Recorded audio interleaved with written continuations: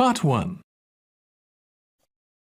You will hear a conversation between a tax office employee and a woman who wants to apply for a tax number. First, you have some time to look at questions 1 to 4.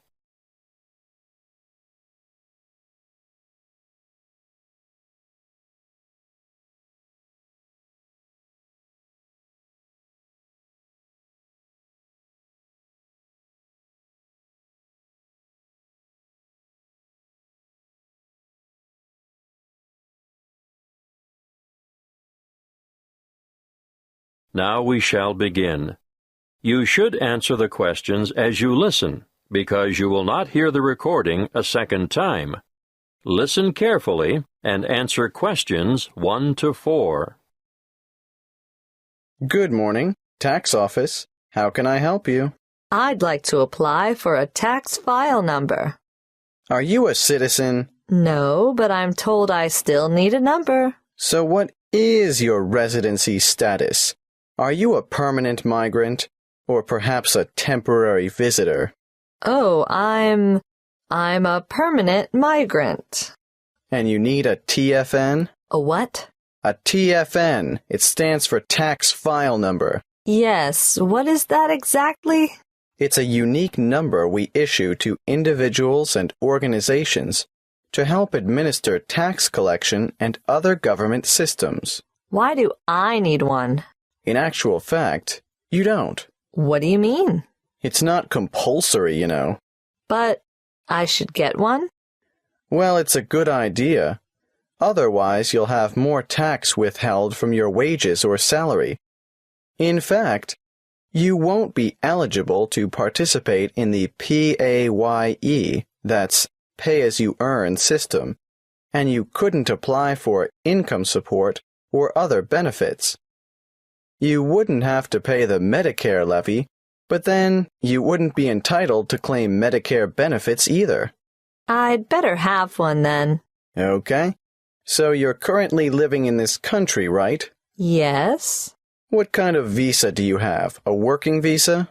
Well, I did have one because after my student visa expired, I went back home and worked for a year before applying for a job here.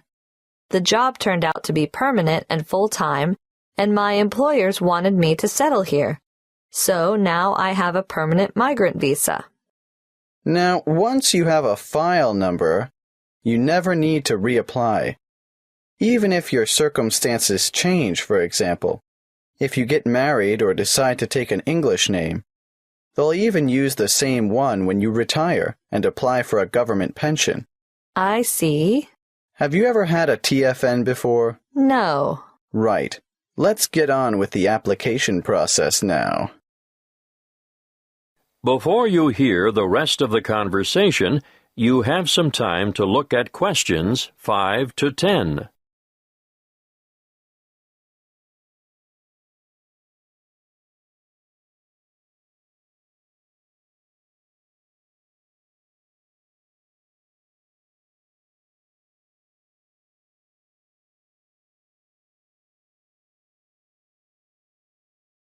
Now, listen and answer questions 5 to 10.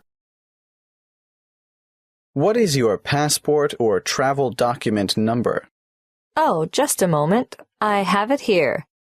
JGW 1100536. Where do you come from? I came from Greece. Is that your country of origin? Yes, I came from Greece. Are you Greek? Do you have a Greek passport? No, I was born in Spain. I have a Spanish passport, but I've been living in Greece. And where do you live now? Where will the department send your TFN? That's 1339 Harbor Drive, Hollywell. Postcode? 1517. Thank you. Now, what's the best way to get in touch with you? By phone, you can ring my landline number, 0955775076. I'm sorry, I haven't got a cell phone at the moment. I see.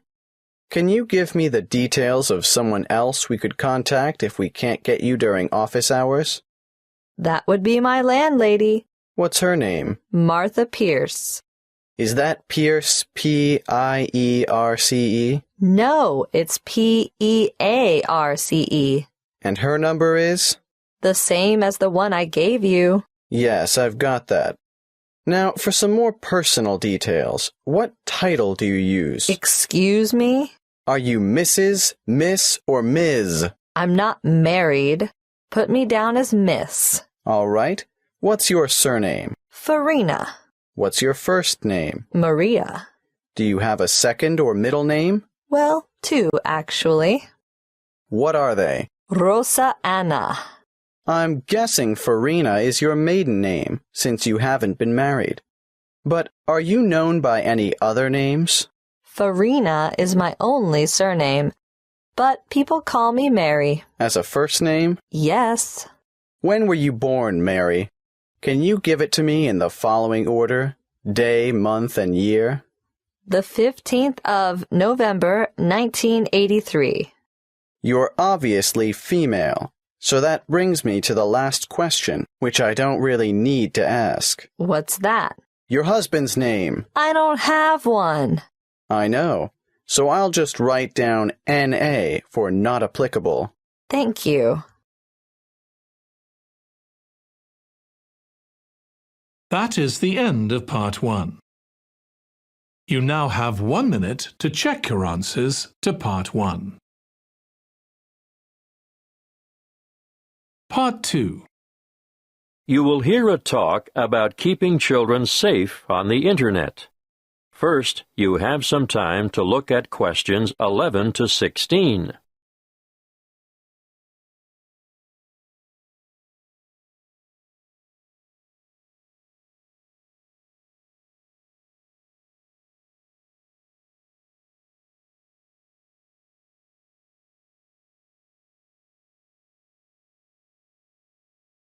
Listen carefully and answer questions 11 to 16. Thank you for coming. It's good to see so many of you interested in keeping your children safe on the Internet. What's in store? Well, firstly, I'm going to talk in general about some common sense ideas and rules for young ones using the computer. Then, I'll give you some information on free educational websites. Finally, we'll finish with question time. I'm sure most of you think that the Internet can be a frightening place in which to let your children roam loose. But let me remind you that it can also be a fountain of knowledge and education.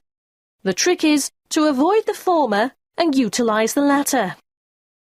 There are programs available both in your local electronics supply shop and free to download that will keep your child safe to a certain degree on the World Wide Web.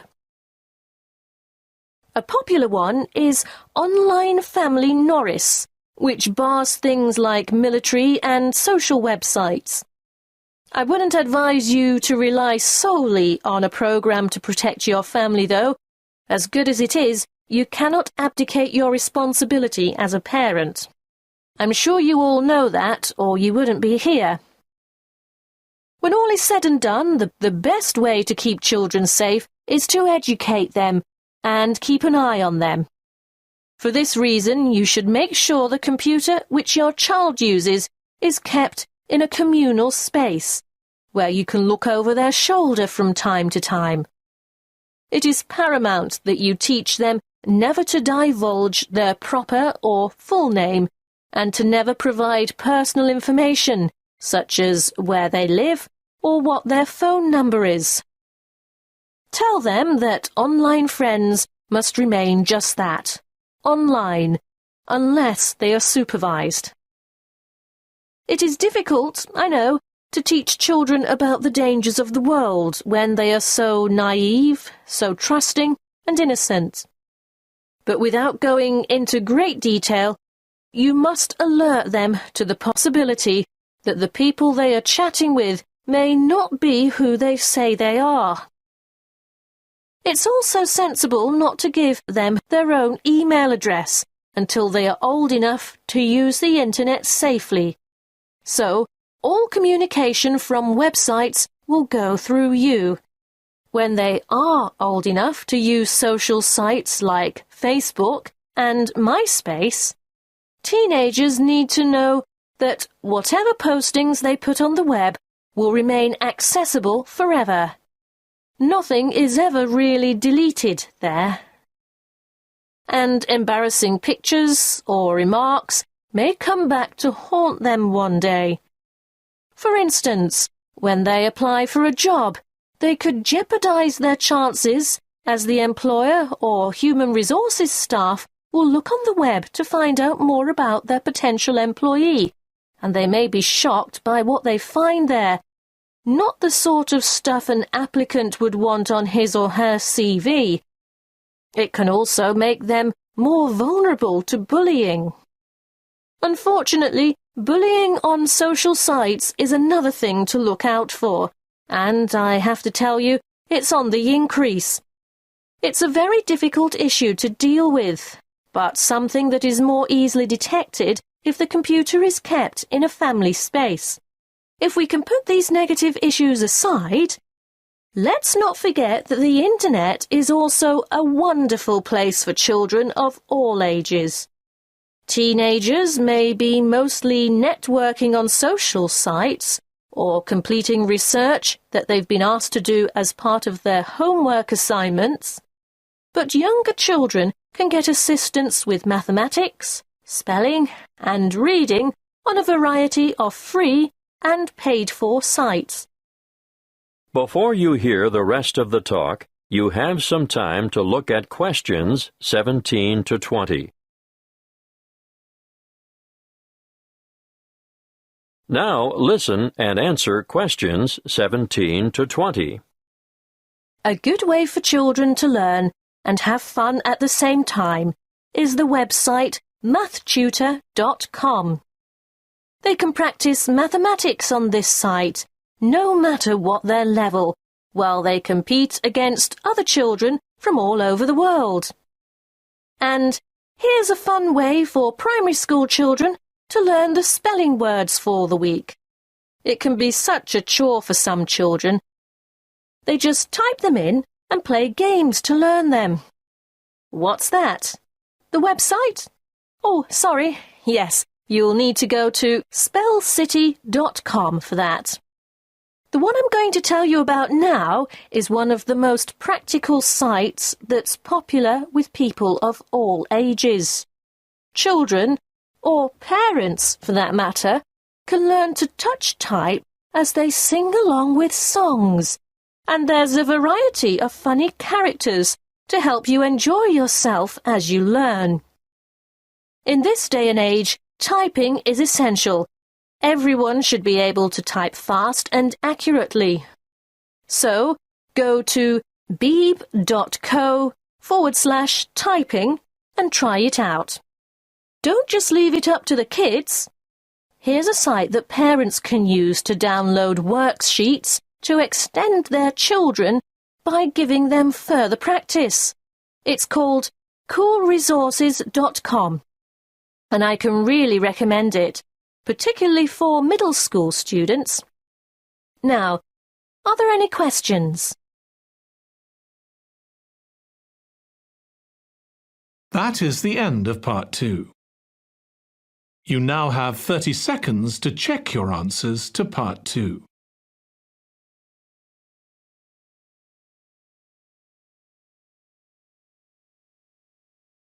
Part 3.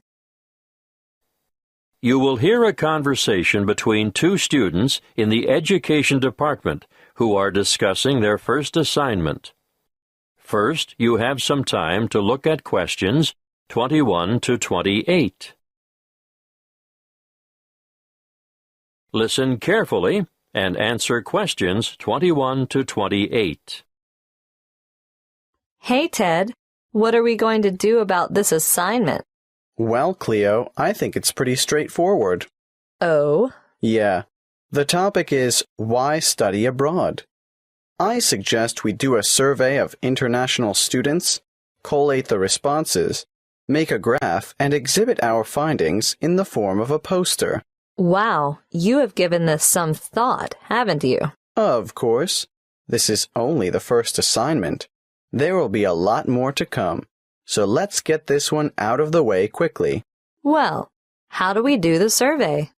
I think we need to find a good selection of foreign students.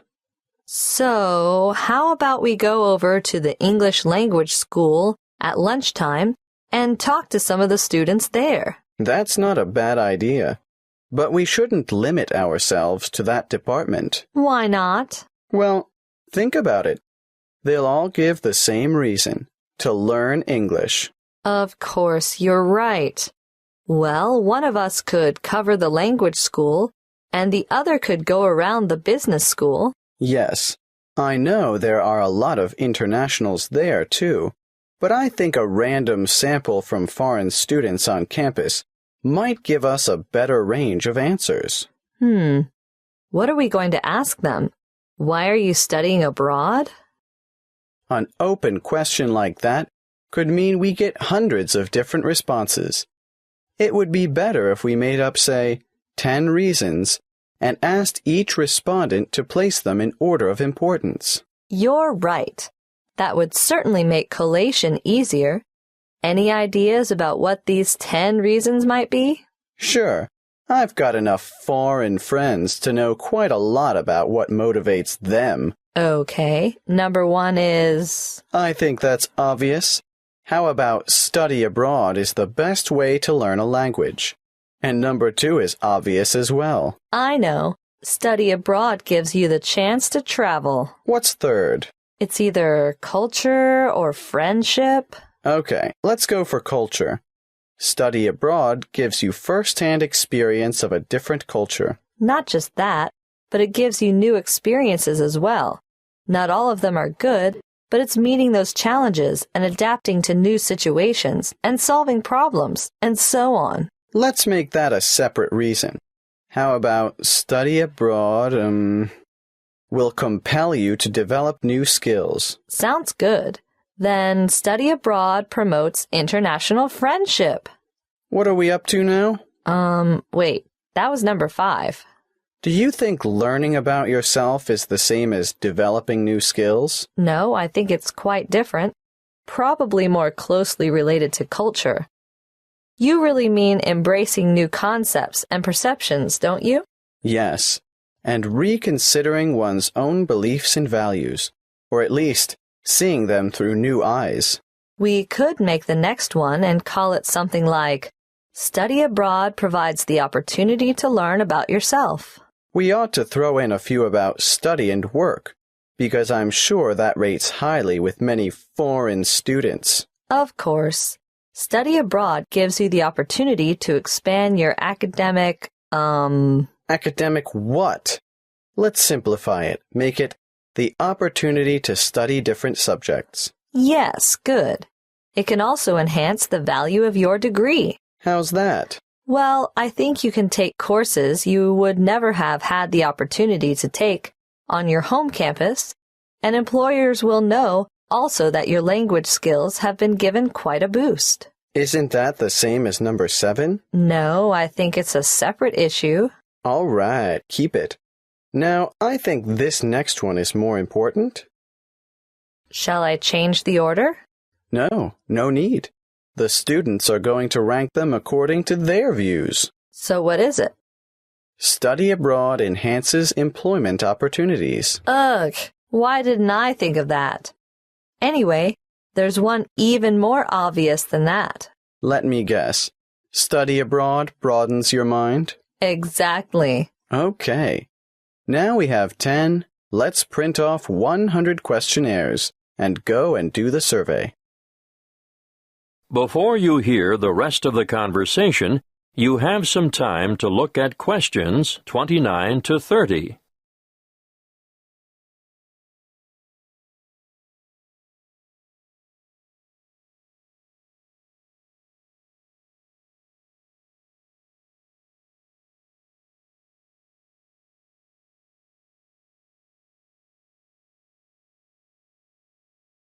Now listen and answer questions 29 to 30. Did you hear about the National Geographic survey of American students between the ages of 18 and 24? Yes, it sounds as if they could benefit from study abroad. Did you know that only 1% of U.S. students currently study abroad? Anyway, back to that National Geographic survey. It was carried out internationally, and it was Sweden that came out on top. It's really amazing, isn't it? When given a map of the world, only 13% of American students were able to find Iraq, and the same for Iran. I know, and not surprisingly, I suppose, Afghanistan didn't fare much better. 83% couldn't locate it on the map. There must be something about that region.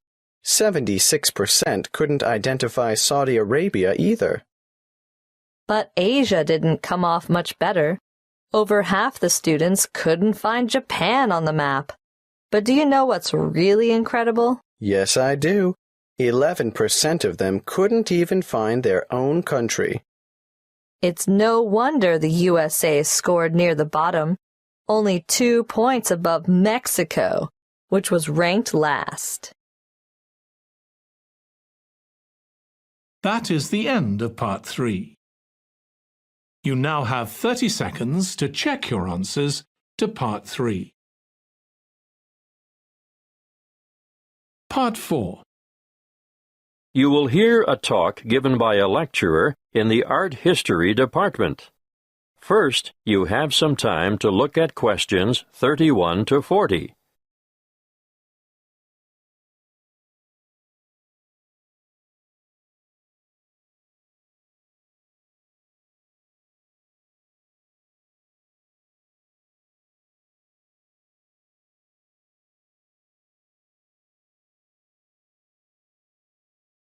Listen carefully and answer questions 31 to 40. In this lecture today, I'm going to introduce you to an American painter, Charles Willson Peale. You may be familiar with his portraits, but did you know that he never even saw a painting till he was a grown man? He was born in Maryland in 1741. His father died when he was 9, and the family struggled financially for the next few years, and Charles became a saddle-maker's apprentice. One day, he went to Norfolk for supplies, and there he saw paintings for the first time. He thought they were so bad that he felt sure he could do better, so he decided to make painting his career. In 1766, he went to London to study painting with Benjamin West. Whilst there, he painted this portrait in 1768. See Slide 1, Pitt as a Roman senator. Notice how elaborately symbolical this portrait is. The symbolism arises, of course, from Pitt's famous speech to the British Parliament, where he draws an analogy between the ancient Roman Senate's view of a barbaric Britain and the prevailing European view of the time of a barbaric African continent fueling the slavery trade. Perhaps you didn't know that the Romans used Britons as slaves. But I digress. Back to Peale. He returned to America and in 1772 painted the first ever portrait of George Washington. See Slide 2. In 1773, he painted a group portrait of himself, his wife, mother, brothers, sister, his old nurse, and an unidentified baby. Just look at the slide. This painting is simply called The Peale Family. And you can almost feel the exuberance of the family and their warmth towards one another. He enjoyed great success as a portraitist prior to the Revolution, and served with distinction in the Revolution. During this time, he became friends with George Washington, Benjamin Franklin, and Thomas Jefferson. After the war, he continued to paint, and when his wife died in the 1790s, as a result of her 11th pregnancy, he remarried. He had 17 children in all, naming the sons after famous painters or scientists. Although perhaps best known for his portraits of famous people, Peale liked novelty. Look at this slide of his two sons, Raphael and Titian, life-size, climbing a narrow stairway. This painting, The Staircase Group, 1795, was exhibited in a doorway as a trompe-l'oeil. And it is said that it did, in fact, fool the eye of George Washington. Even as far back as 1772, we can see his desire for difference in Rachel weeping. It's a rather macabre portrait of his first wife crying over the death of one of their children, their daughter Margaret. I'd like to show you one more slide to demonstrate his innovative approach. This is a portrait of his brother, James, sitting at his desk at night, with only his face illuminated by a lamp. This was painted much later than the others, in 1822. You know, Peale believed anyone could learn to paint, and he taught painting to his brothers, sisters, sons, daughters, nephews, nieces, and other relatives. 4 of his sons, Titian, Rubens, Rembrandt, and Raphael, became painters, as did his brother James. Before I finish, I'd like to tell you a bit more about Peale. He was active in politics for several years, and throughout his life, he maintained a lively interest in many branches of science. He was also an inventor who gained patents for a fireplace, porcelain false teeth, and a new kind of wooden bridge. He collaborated with Thomas Jefferson on what was known as the polygraph, a kind of portable writing desk. But it wasn't any ordinary desk. This one could make several copies of a manuscript at once. He also wrote papers on a wide variety of subjects, from hygiene to engineering. Oh, and he also tried his hand at inventing a fairly primitive but innovative motion picture technique, new types of eyeglasses, and a velocipede, which is a precursor to the bicycle. Now, some of the original velocipedes had pedals and some didn't. You sort of scooted along on them using your feet. Unfortunately, I can't remember which type it was that Peale worked on. He's also remembered for his work as a naturalist. He established the first scientific museum in America, and he even invented his own system of taxidermy.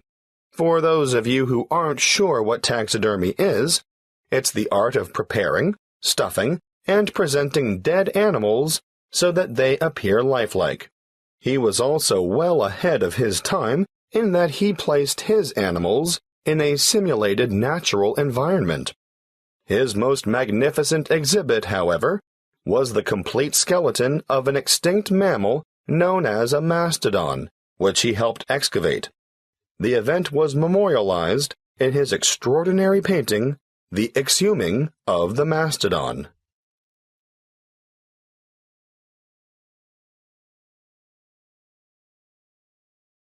That is the end of Part 4. You now have 1 minute to check your answers to Part 4. That is the end of the listening test. In the IELTS test, you would now have 10 minutes to transfer your answers to the answer sheet.